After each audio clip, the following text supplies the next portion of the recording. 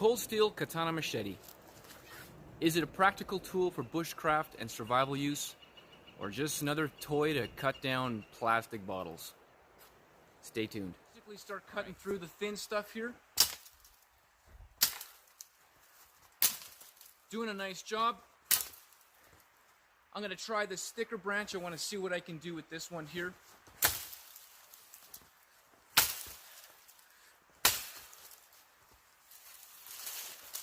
There you go. Did a good job. All right, let's keep going.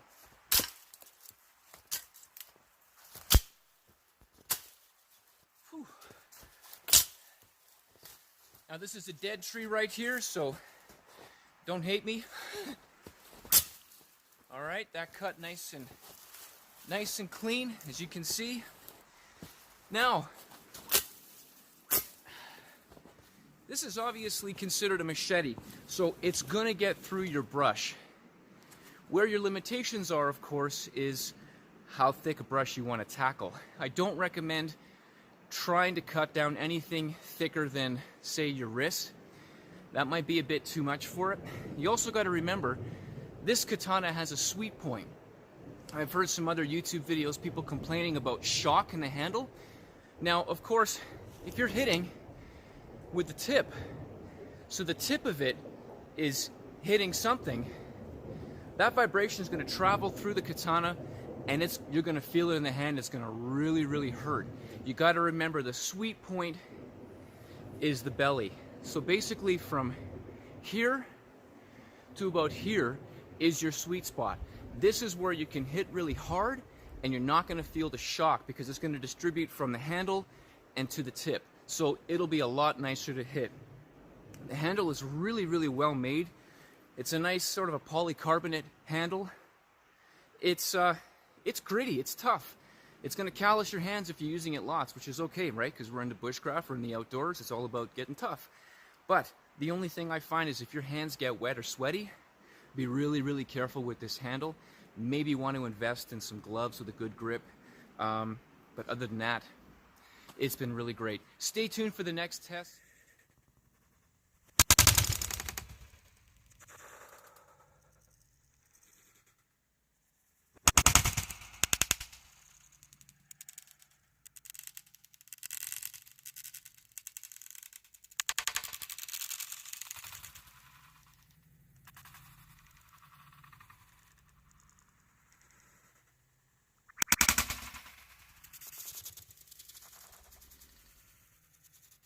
All right, so the slow motion video that you got there of this tree being cut is basically an example of how you can bend the cold steel sword if you're not careful. I'm going to try to show you what I mean now. I don't know if you're going to be able to see the blade. I'm only going to be able to see this in post, but it's quite bent. So if you kind of look at where it's bent, you know, you can kind of work at bringing it back. So our next test is going to be, if we can't chop something like this because the sword isn't strong enough or it's going to bend, can we use a baton? So let's try it out. Oh, this is nice, by the way. You can sort of put the katana on your back, which is okay. It's kind of neat if you want to pretend you're a ninja, which I like to do sometimes. Okay, so this is a pretty light baton, but I'm going to see if I can get a piece out of this so that we can baton this into sections and get our fire going. So again, we're going to start just right on the edge over here.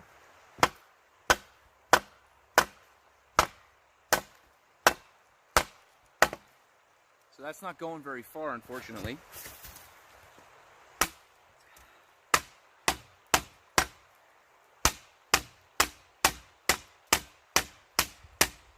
Again. So we weren't able to go through sort of the opposite way of the grain coming in with this sword. Now, had it been pine, I'm pretty sure we would have been okay, a nice dead piece of pine. So we're going to assume that we've got something here, and now what we need to do is we got to section it off. So we're not going to try to chop with this because I know this is not going to go through. It's just not enough weight. It's not forward heavy enough. So we're going to try batoning with this. So I do recommend gloves I'm going to do a review on these gloves. These are goatskin Kevlar lined gloves. They're fantastic for, you know, getting the hands on the fire, moving things around if you got a pot, whatever you need to do. Anyways, for another video, let's do some batoning. So, this is obviously decent dead wood. It's relatively aged, but I wouldn't say that it's super light. It's got some density to it. Let's just see how this does. All right, so I'm starting at the edge here, if you can see. What you want to do is right at the center. That's where you want to start, as best you can.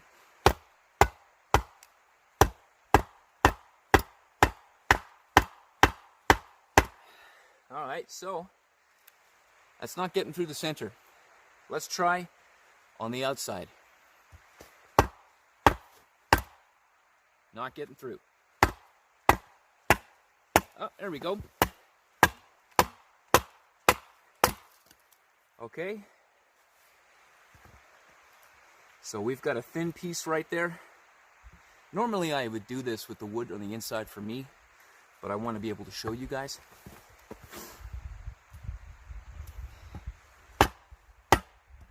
Now because this is so thin, I find it's easier if you can get the katana in on the edge like that instead of just straight across. Then get it started. At least you're getting somewhere.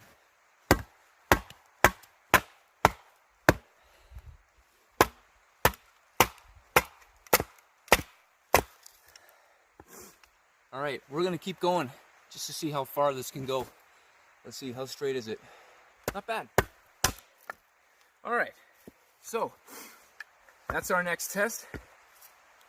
Let's check and see how sharp it is.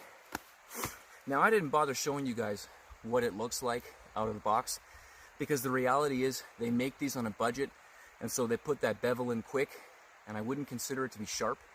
It's sharp, but it's not like really sharp. It's not bushcraft sharp. It's not good for much of anything than, you know, cutting plastic bottles.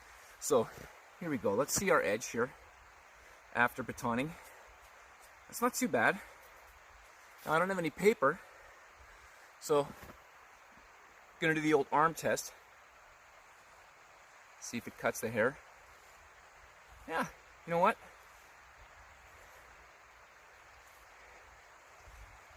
It hurts, but it's cutting.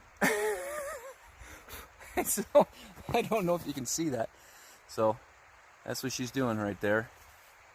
So, it's doing the job. So, in other words, the blade retention's not bad at all. It really isn't. So, that's batoning. We've done some cutting through brush. We've done some thicker wood chopping. We've done some batoning. Now we're going to try some feather sticks. We've got a piece right here. Now we got to remember, right, this is a sword. It's not going to have the mobility, so I think the best thing to do is just to kind of support it against something as best you can. Maybe put the handle against your knee. And instead of trying to manipulate the sword itself, I recommend you just use the wood and just bring the wood across the blade, right? Now, the really nice thing about having something as long as a katana to use for bushcraft is, you know, certain sections are going to get duller than others. Right here, it's most of the time it's going to stay sharp because you're not really chopping away with anything. You're not going to be chopping something that close. You're going to be chopping stuff from about here and on. So this is going to get duller. As you can tell, I didn't bother doing the arm hair cut with this because I knew that this just wasn't going to stay sharp enough after all the stuff that you saw me cut. But here I know it's still really good even after the batoning. So let's see if we can get some decent, support it, get some decent tinder curls going here. I mean, they're not the thinnest, they're not paper thin, but hey, you know, it's not bad. It's not bad at all. And you start thin. It's pretty good. I gotta say, it's actually pretty easy to do because I just kind of let the weight of the sword just kind of fall on it, and I just pull the wood across. It's really not that bad. Now, the nice thing is too, it's pretty thin. It's not as thick as a typical bushcraft knife would be. So it gets some pretty thin tinder curls, actually. It's not bad. Now, if you had a nice little, 1-inch table sander, I would recommend maybe even bringing the bevel from here right down to maybe a centimeter or a half a centimeter from the suba, and then you've got a bit more leverage. So, all in all, that's oh, I'm on the other edge. It's pretty darn good. By the way, we're in the foothills of Alberta here on Crown land. Some of my favorite place to go, and it's still snow on the ground. This is supposed to be May. Oh well. Okay, so we've got a decent little tinder curl here. Not as nice as I could usually get it on my bushcraft knife, but you know what? I think this is probably going to do a pretty decent job. So, the verdict is, Cold Steel Katana Machete. Is it just a toy for cutting bottles, or can it do bushcraft and help you in a survival situation? I would definitely say it can. It has its compromises, of course, but I think you're good to go. Another nice thing about this, don't forget, because this blade's so long, it might sound kind of silly, but it is a source of protection. You get some coyotes coming, or you get a cougar or something like that. I mean, worst case scenario, it's nice to have something you can kind of reach out, gouge, and kind of slash and try to keep yourself safe if need be.